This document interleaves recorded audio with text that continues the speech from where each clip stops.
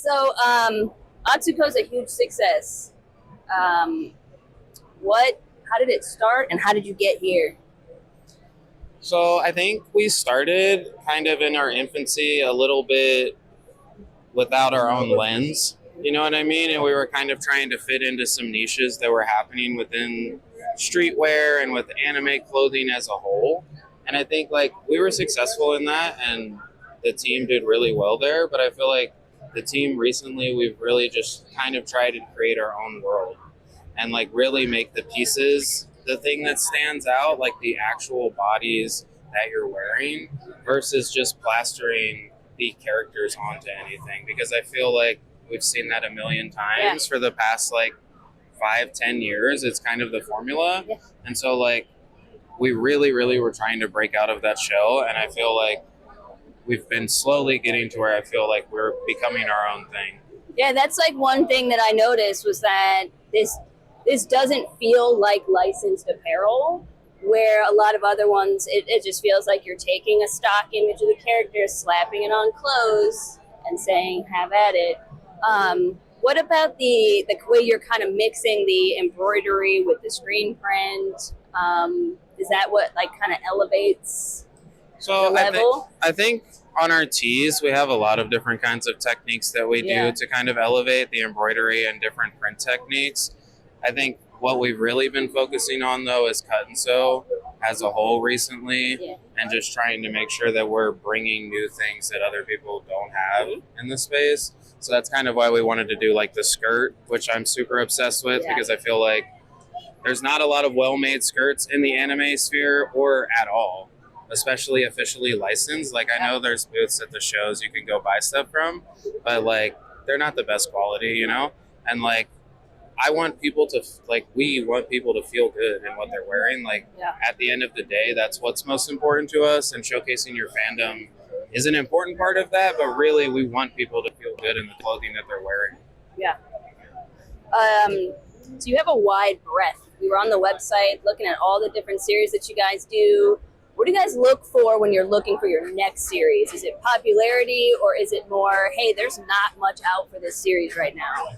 I think it's a combination of both. I think with our OG titles that we touch on, it's usually like there's not a lot of this in the market, and we feel like we can fill this space a little bit better than what there is out there. And then as far as like new things go, it's typically a mix of like what's popular, what the licensees want to work with us on, because sometimes they'll approach us about working on something, and a lot of the times it's just the things that like we're fucking with at the time. You know what I mean? Yeah, that's awesome.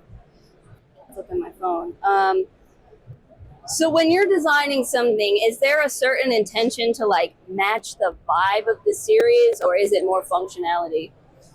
I think for us, what we've been doing well is blending both of those. Yeah, I agree. So like the Zorro jacket, for example, that we have, it feels like it's his jacket, but it's modeled after like a 1980s flight jacket that I found at the thrift store that I was like, oh wow, this is a similar body and like unique.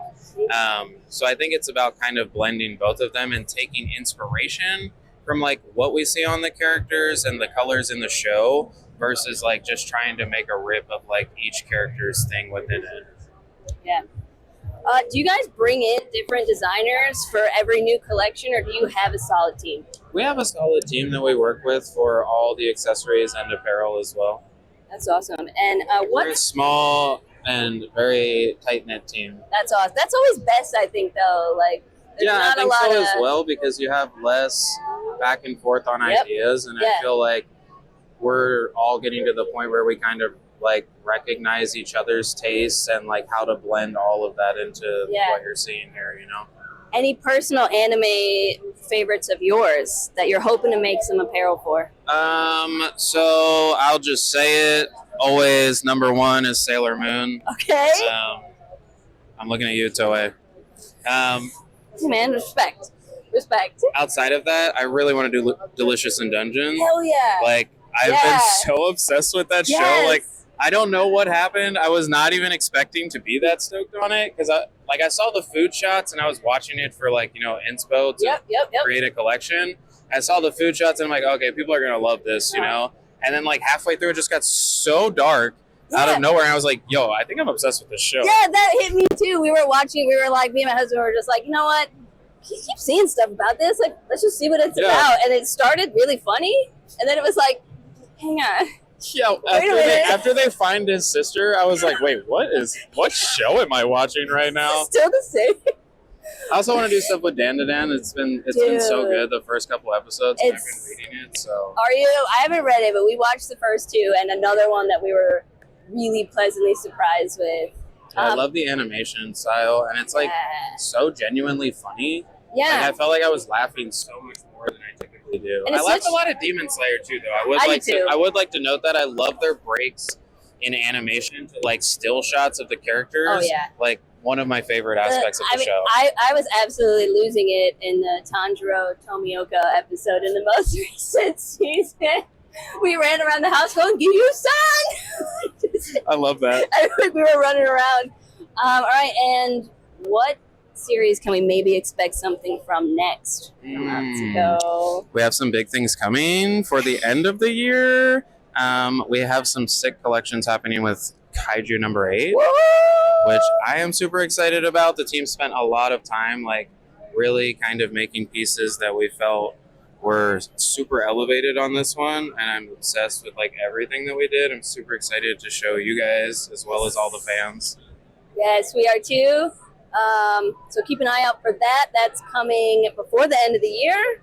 And thank you so much. Thank you so much.